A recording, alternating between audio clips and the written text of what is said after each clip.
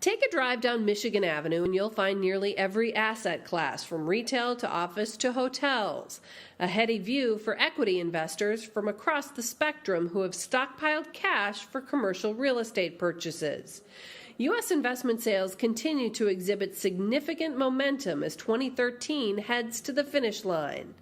In the first 9 months of the year, private capital remains the top source of investment dollars at 43% of sales volume, while institutional equity supplied 23% and REITs pitched in for 19%, with all others at 15%. Here at the What Equity Wants panel at ULI's fall meeting in Chicago, safety and stability remain top of mind for investors, even as they move further out the risk spectrum. In order to get the returns that people are trying to achieve, risk is going to have to increase by expanding beyond the non-core, beyond the core global gateway markets into some secondary and interior markets.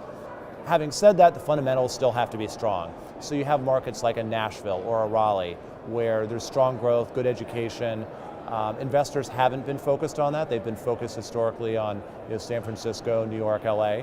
But markets like Austin and Nashville and Raleigh are going to continue to attract attention, given the need for yield in the capital markets. In fact, transaction volumes in certain secondary markets are up significantly. In Atlanta, volumes are up 62% compared to last year at this time. In Houston, volumes are up 57% compared to last year. And in Dallas, transactions have risen 88% over last year's numbers.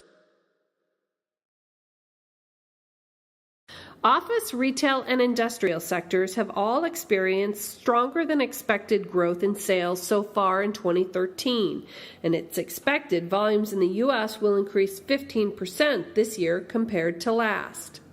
For us, it's actually more about the risk-return characteristics of the assets than it is the actual asset class. So for us, where we've been more competitive are in assets where we've been buying vacancy or repositioning risk, where we can get our very good risk-adjusted returns both on an unlevered and unlevered basis. Specifically in asset classes, the hotel sector we do think has some more room to run. We like that a lot, but we've really been quite diversified across asset classes.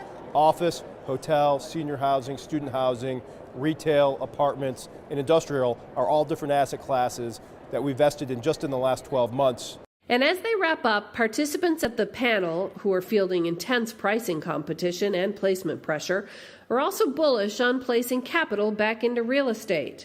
The key is finding the right developers or operators with whom to partner. Reporting from the ULI Fall Meeting in Chicago, I'm Heather Filkins.